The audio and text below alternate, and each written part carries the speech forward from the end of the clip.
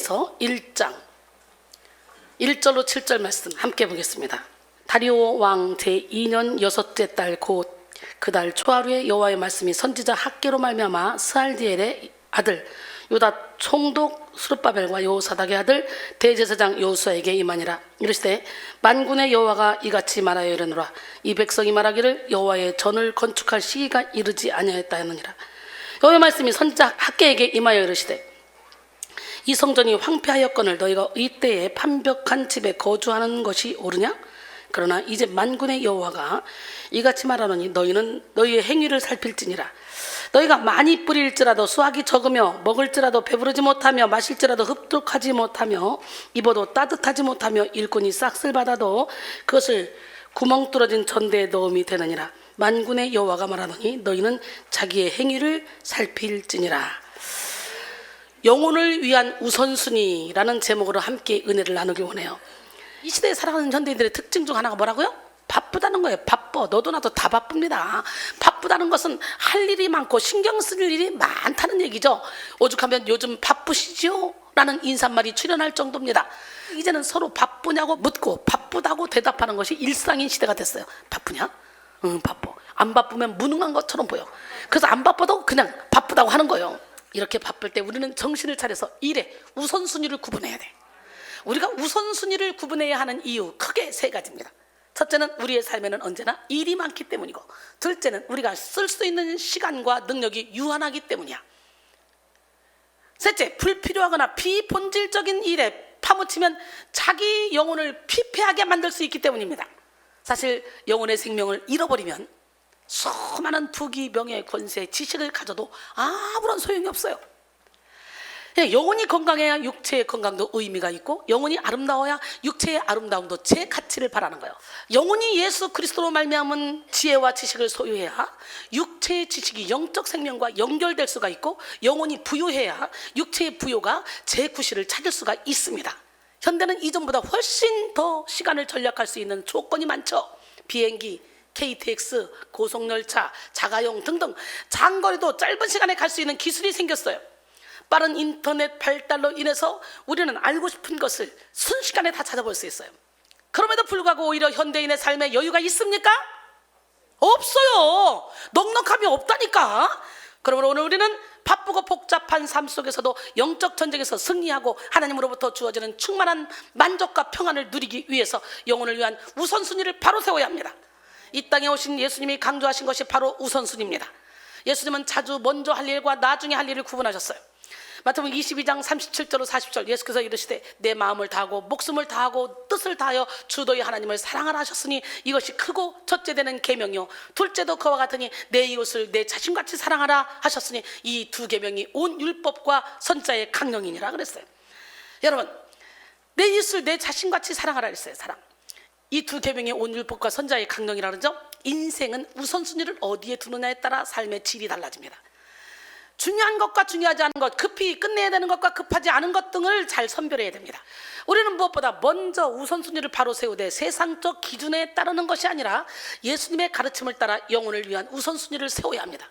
삶의 첫 단추가 무엇인지 분별하고 첫 단추를 잘 끼워야 됩니다. 아침에 너무 바쁠 때 남방 같은 단추가 많이 달린 옷을 입는 거, 첫 단추 끼는 거, 이거 쉽지 않아요. 너무 바쁠 때는. 그렇잖아요? 근데요, 여러분, 성급하다고 대충 끼울 수는 없잖아. 막 아무 단추나 막 되는 대로 막 껴봐. 그러면 아무리 비싼 옷, 아무리 좋은 옷을 입어도 안 이뻐요. 밑에 사람 같이.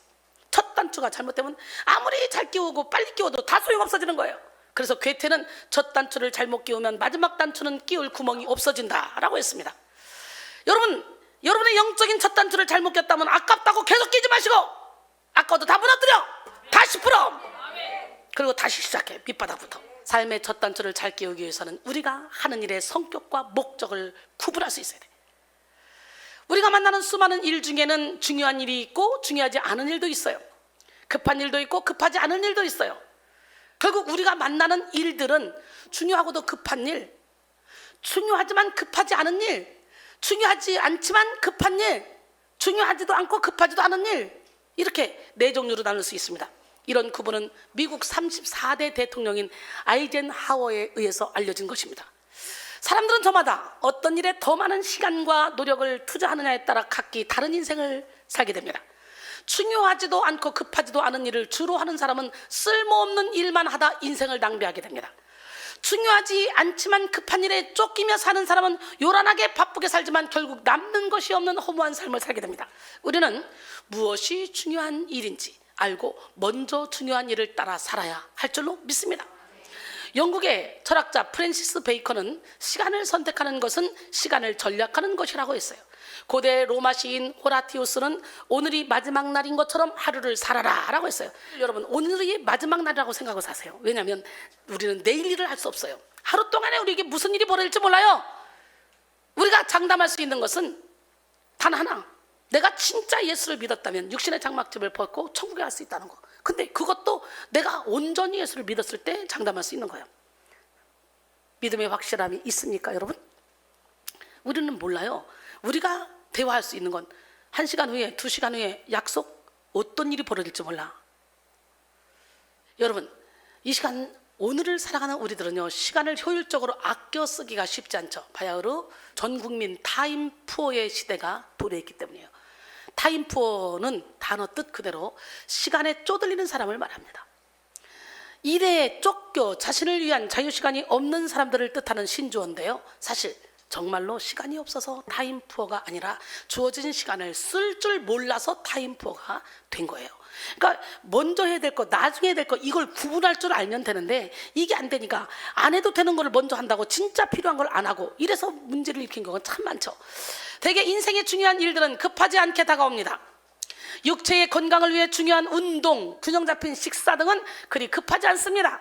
그래서 급한 일에 쫓기며 사는 사람들은 패스트푸드로 끼니를 때우며 몸의 건강을 챙기지 못하고 살 때가 많죠. 육체의 지식이나 역량을 쌓는 일도 마찬가지예요. 외국어, 컴퓨터 공부를 하고 각종 교양 지식을 쌓는 일은 되게 급한 일이 아니죠. 멀리 보고 꾸준히 해야 성과를 거둘 수 있는 일입니다. 그래서 눈앞의 일만 쫓는 사람들은 자기의 역량을 개발하는 일에 부진하게 됩니다. 그런데 무엇보다도 중요한 일은 바로 우리의 영혼을 위한 일이에요. 영혼을 살리고 영혼을 깨우는 이거, 영의 묵은 때를 벗기고 영을 단장하며 영을 건강하게 하는 거, 이것이 무엇보다도 본질적이고 중요한 일입니다. 왜냐하면 언제 우리는 육신의 장막집을 벗을지 몰라. 교통사고 날지, 갑자기 어려운 일을 당할지, 심장마비를 당할지, 어떤 일이 벌어질지 몰라. 그래서 우리는 영혼 속 사람이 더 중요하다는 거예요. 베드로전서 3장 3절로 4절, 너희의 단장은 머리를 꾸미고 금을 차고 아름다운 옷을 입는 외모로 하지 말고 오직 마음에 숨은 사람을 온유하고 안정한 심령에 썩지 아니할 것으로 하라. 이는 하나님 앞에 값진 것이니라 그랬어요. 할렐루야. 고린도전서 4장 16절로 18절, 그러므로 우리가 낙심하지 아니하노니 우리의 겉사람은 낡아지나 우리의 속사람은 날로 새로워지도다. 우리가 잠시 받는 환난에 경한 것이 지극히 크고 영원한 영광에 중한 것을 우리에게 이루게 함이니 우리가 주목하는 것은 보이는 것이 아니요 보이지 않는 것이니 보이는 것은 잠깐이요 보이지 않는 것은 영원함이라 그랬어요. 영혼의 호흡은 기도며 영혼의 양식은 말씀입니다. 우리의 영혼은 예배를 통해 하나님을 만나고 예수 그리스도의 진리 안에서 치료와 위로 그리고 변화와 능력을 경험합니다. 그런데 이런 영혼을 위한 일들은 육에 속한 사람들에게 급하지 않는 일로 여겨져요. 당장 먹고 입고 사는 문제가 더 급하게 여겨진다는 거예요. 당장 운동하고 당장 지식을 쌓고 스펙을 쌓고 공부하고 이것이 더 중요하다고 생각한다는 거지. 기가 막힌 거예요. 여러분, 당장 먹고 사는 일이 급하고 당장 들이닥친 문제를 해결하는 일이 급하다고 여기는 사람들은 영적인 생활에 우선순위를 두지 않습니다. 육신의 정욕, 안목의 정욕, 이생의 자랑을 쫓는 사람들은 가장 중요한 우선순위를 망각한 채 영원하지 않은 헛된 것에 열심을 내다가 허망한 결말을 맞게 되죠. 요한일서 2장 15절로 17절, 이 세상이나 세상에 있는 것들을 사랑하지 말라. 누구든지 세상을 사랑하면 아버지의 사랑이 그 안에 있지 아니하니 이는 세상에 있는 모든 것이 육신의 정욕과 안목의 정욕과 이생의 자랑이니 다 아버지께로부터 온 것이 아니오 세상으로부터 온 것이라. 이 세상도 정욕도 지나가되 오직 하나님의 뜻을 행하는 자는 영원히 거하느니라 그랬어요. 예수님이 말씀하신 한 부자의 비유를 들어보세요. 누가복음 12장 16절로 20절까지 보니까 또 비유로 그들에게 말하 이르시되, 한 부자가 그 밭에 소출이 풍성하며 심중에 생각하여 이르되 내가 곡식 쌓아둘 곳이 없으니 어찌할까 하고 또 이르되 내가 이렇게 하리라. 내 곡간을 헐고 더 크게 짓고 내 모든 곡식과 물건을 거기 쌓아두리라. 또 내가 내 영혼에게 이르되 내 영혼아 여러 해 쓸 물건을 많이 쌓아두었으니 평안히 쉬고 먹고 마시고 즐거워하자 하리라 하되 하나님은 이르시되 어리석은 자여 오늘 밤에 내 영혼을 도로 찾으리니 그러면 내 준비한 것이 누구의 것이 되겠느냐 하셨으니 자기를 위하여 재물을 쌓아두고 하나님께 대하여 부여하지 못한 자가 이와 같으니라. 영혼의 중요성을 망각한 사람들의 신은 그들의 배입니다. 배만 채우면 돼. 배만 채우면 돼.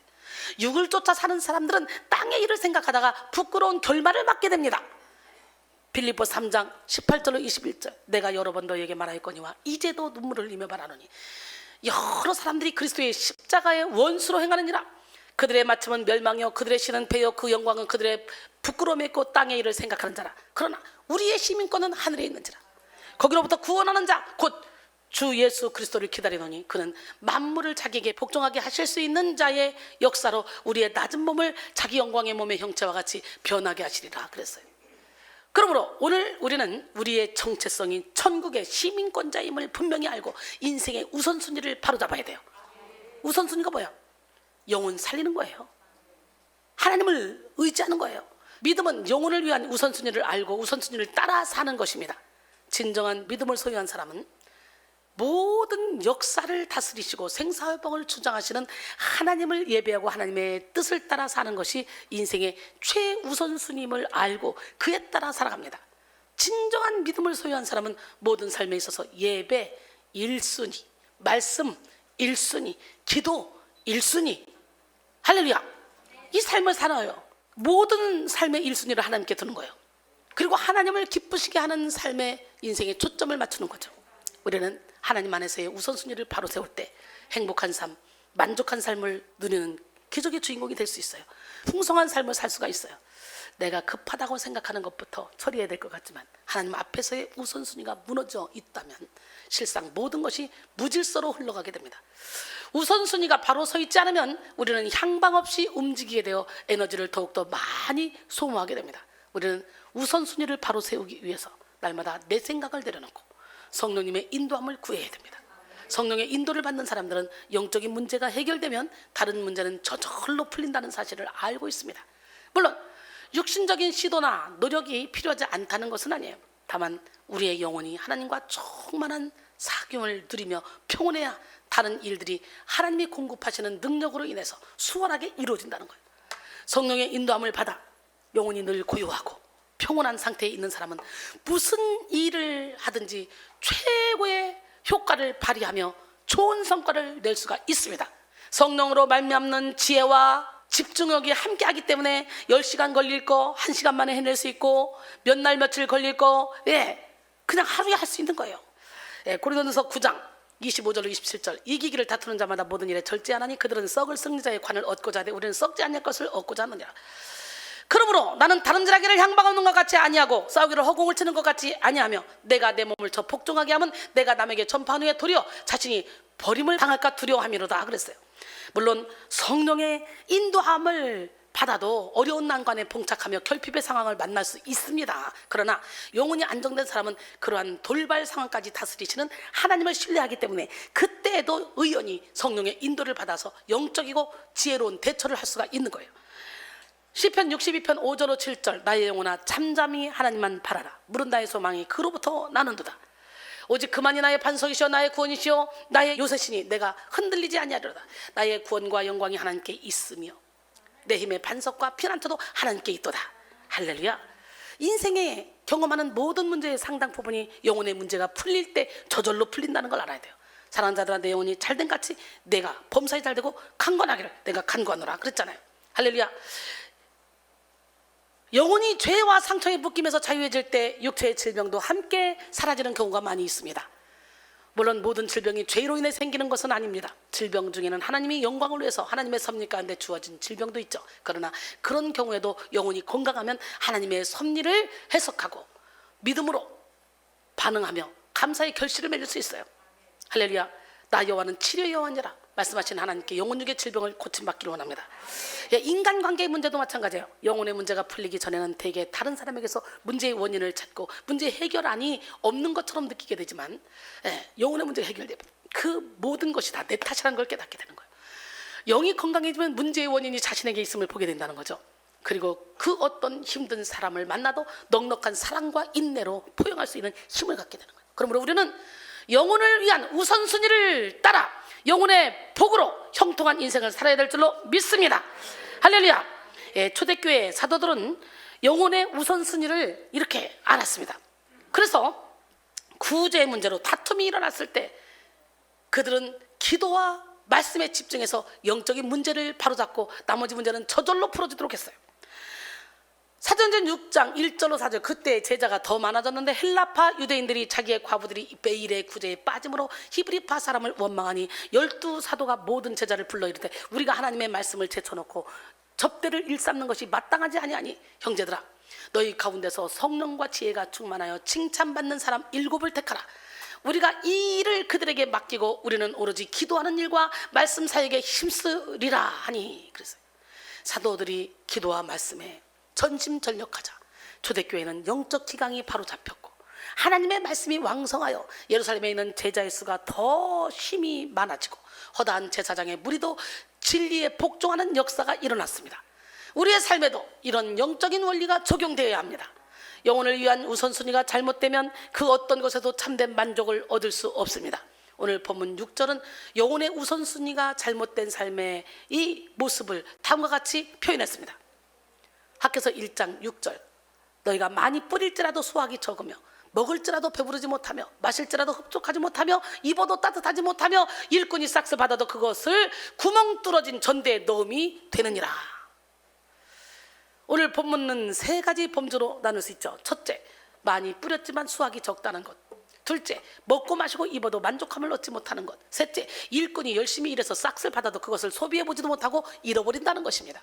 우선순위가 바로 잡히면 적게 뿌려도 많이 거두고 적게 먹어도 배부르며 아무것도 없어도 모든 것을 가진 자처럼 살게 됩니다. 고린도서 6장 8절로 10절, 우리는 속인 자 같으나 참되고 무명한 자 같으나 유명한 자요, 죽은 자 같으나 보라 우리가 살아있고 징계를 받는 자 같으나 죽임을 당하지 않고 근심한 자 같으나 항상 기뻐하고 가난한 자 같으나 많은 사람을 부유케 하고 아무것도 없는 자 같으나 모든 것을 가진 자로다. 할렐루야. 하지만 우선순위가 잘못되면 인간적인 노력과 재능, 열심과 소유가 다 무익한 것이 되는 거예요. 오늘 본문을 기록한 학개는 유다 백성이 바벨론 포로로부터 교환한 후에 가장 먼저 활동한 예언자입니다. 당시 유다 백성을 포로로 잡아갔던 바벨론은 페르시아의 고레스 왕에 의해 멸망했는데 바벨론을 점령한 고레스 왕은 조서를 내려서 유다인들이 예루살렘에 돌아서 성전을 건축하도록 허락했습니다. 고레스 왕은 이방인이었지만 그의 배후에서 역사하신 분은 하나님이었어요. 할렐루야. 예.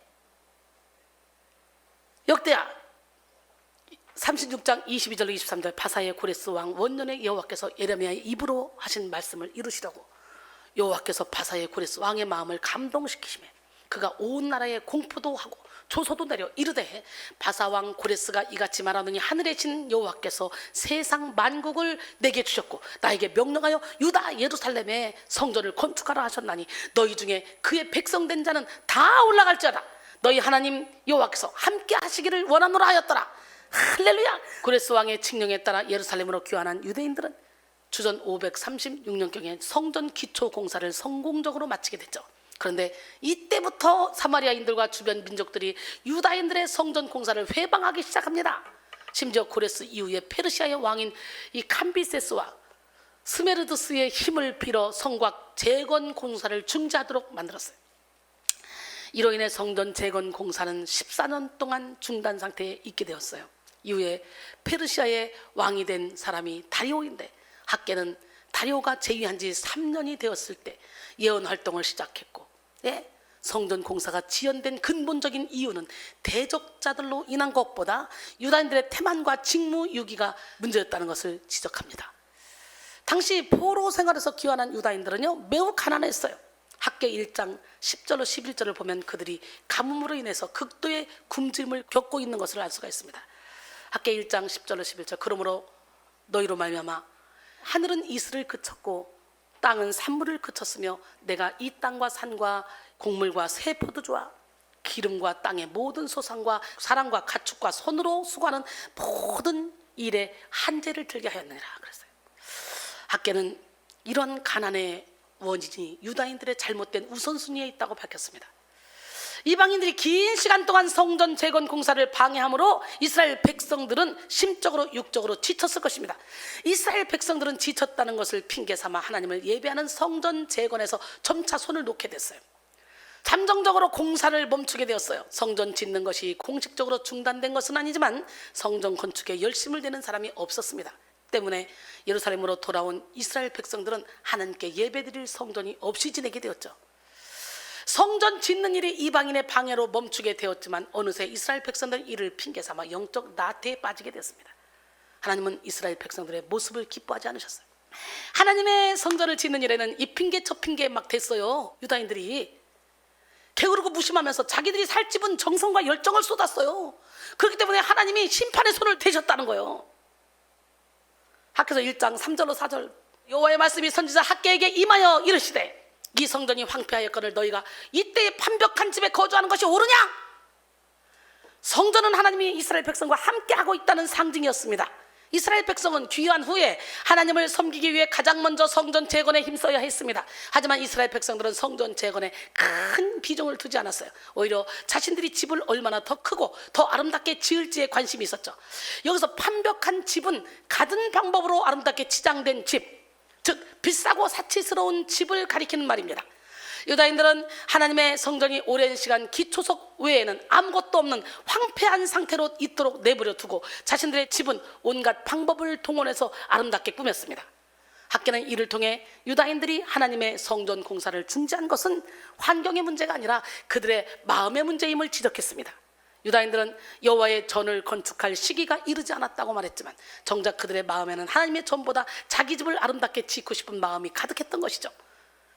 오늘 본문 학개서 1장 2절에 만군의 여호와가 이같이 말하여 이르노라 이 백성이 말하기를 여호와의 전을 건축할 시기가 이르지 않았다 하느니라. 본문에서 건축할 시기에서 시기에 해당하는 명사 에트는 때, 즉 특별한 어떤 사건이 벌어지는 구체적인 시점을 나타내는 표현입니다. 뜻이 있는 곳에 길이 있고 하기 싫은 일에는 핑계가 있습니다. 우선순위가 확실하지 않은 사람은 이 핑계 저 핑계를 찾다가 결국 하나님의 때를 놓치게 됩니다. 유다인들이 진정으로 하나님을 1순위로 사랑하고 성전 건축에 열정이 있었다면 주위에서 방해해와도 이겨낼 방법을 찾아냈을 것입니다. 그래서 학개는 산에 올라가서 나무라도 베어서 성전을 건축하라고 말하고 있는 거예요. 학개서 1장 8절에 너희는 산에 올라가서 나무를 가져다가 성전을 건축하라. 그리하면 내가 그것으로 말미암아 기뻐하고 또 영광을 얻으리라. 여호와가 말하였느니라. 건축해라. 그러면 어떻게 돼요? 우리 하나님이 기뻐하겠다는 거예요. 하나님이 기뻐하면 하나님의 능력이 막 다 내게 오는 거죠. 막 쑥쑥쑥. 할렐루야. 사람들은 자신이 1순위로 여기는 일에 시간과 물질, 노력과 열정을 쏟습니다. 아무리 어려운 일이 있어도 자신이 1순위로 여기는 일은 타협하지 않습니다. 지켜내려고 최선을 다하죠. 하지만 1순위가 아닌 2순위, 3순위의 일들에는 많은 핑계가 있습니다. 우리의 신앙생활도 마찬가지예요. 하나님 1순위, 예배 1순위, 할렐루야. 섬김 1순위. 이런 사람들은 어떤 환경 속에서도 예배를 드리며 예배 속에서 하나님의 뜻을 이룹니다. 그러나 하나님의 1순위가 아닌 사람들에게는 예배하지 못할 이유와 핑계가 많이 생깁니다. 영혼을 위한 우선순위가 확고히 세워지지 않은 사람들은요, 사탄이 무서운 강도로 공격하기 때문에 그래요. 이런 의미에서 영적 전쟁은 우선순위의 전쟁이라고 표현할 수 있습니다. 하나님보다 더 사랑하는 것이 있을 때 우리는 사탄의 타깃이 되어 사탄의 공격에 당할 수밖에 없습니다. 물론 사탄에게 공격당하면서도 자신은 전혀 깨닫지 못하는 채로 그저 시간이 없어서, 일이 바빠서, 환경이 힘들어서 등등 변명을 어쩔 수 없는 것으로 받아들일 수 있습니다. 문제는 그러는 사이에 영혼의 생명력을 잃게 된다는 것이죠. 우리의 영혼은 하나님을 향한 우선순위를 바로 세울 때 힘을 얻게 됩니다.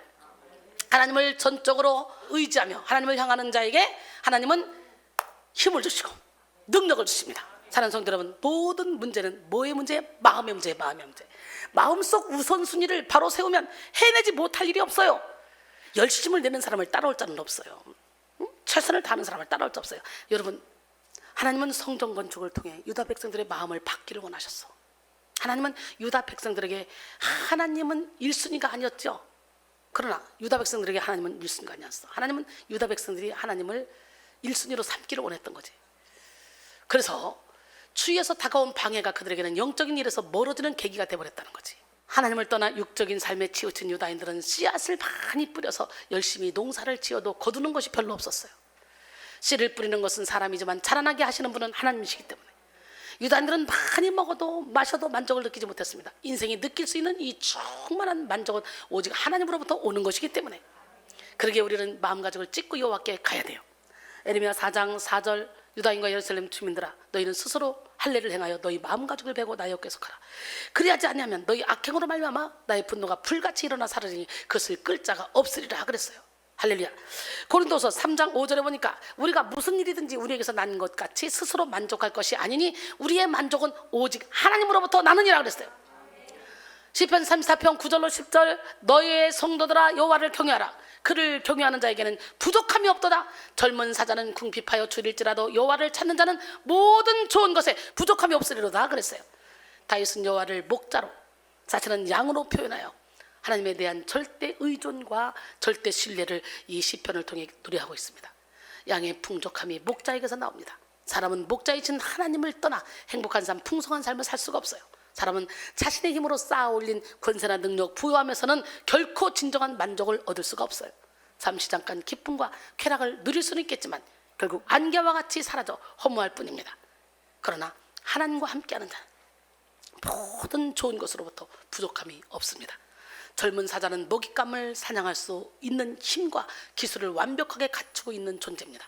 그런 젊은 사자가 줄일지라도 하나님을 찾는 자는 결코 굶주리지 않고 풍성한 삶을 살게 된다는 것입니다. 하나님을 떠난 유다인들은 입어도 따뜻하지 못하고 돈을 벌어도 구멍난 주머니에 돈을 넣는 인생을 살게 돼요. 이것이 영혼의 우선순위가 잘못된 사람들의 모습이에요. 그래서 하나님은 학계를 통해 유다인들에게 자신의 행위를 살피고 깨달을 것을 촉구하셨습니다. 오늘 여러분의 삶은 어떻습니까? 영혼을 위한 우선순위가 깨어진 채 본질적인 만족을 상실하고 헛된 삶에 치우치고 있지는 않습니까? 이 시간 여러분 모두가 영혼의 우선순위를 확고히 붙잡고 모든 일에 최우선을 하나님께 두기를 소원합니다. 돈을 버는 목적, 공부하는 목적, 인간관계의 목적을 하나님을 위한 것으로 두고 모든 삶을 하나님을 위해 사는 지혜로운 성도가 되기를 원합니다. 그래서 하늘로부터 오는 영혼의 복을 받고 영혼의 복으로 형통한 삶을 사시기를 바랍니다. 결론적으로 사랑하는 성도 여러분, 신앙의 지혜는 영혼을 위한 우선순위를 바로 세우는 데 있습니다. 하나님을 인생의 1순위로 두고 하나님의 뜻을 이루기 위해서 초점을 맞추면 인생의 다른 문제들은 저절로 다 풀려버려요. 그러나 하나님보다 자신의 육적인 삶을 더 중요하게 여기고 자기 만족을 추구하면 많이 가져도 가난하고 많이 배워도 미련하며 많이 먹어도 배고픈 인생을 살게 돼요. 여러분의 영혼이 만족함을 얻기를 원해요. 바로 지금 영혼을 위한 우선순위를 바로 세우십니다. 하나님 1순위, 예배 1순위, 말씀 1순위, 기도 1순위, 섬김 1순위, 봉사 1순위, 헌신 1순위. 할렐루야. 이런 삶을 결단하고 오직 예수 그리스도를 위해 살아갑시다. 이 시간 여러분 모두가 영혼을 위한 우선순위를 바로 세우고 하나님이 주시는 복으로 형통한 삶을 살고 많은 영혼을 살리는 기적의 주인공이 되기를 주님의 이름으로 축원합니다. 나 무엇과도 주님을 바꿀 수 없다는 고백이 여러분의 고백이 되기를 원합니다.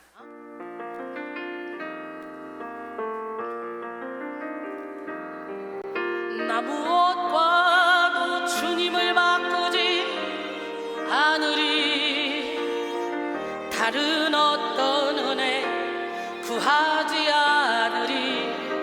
오직 주님만이 내 삶의 도움이시니 주의 얼굴 보기 원합니다. 나 무엇과도 주님을 바꾸지 않으리. 다른 어떤 은혜 구하지 않으리. 오직 주님만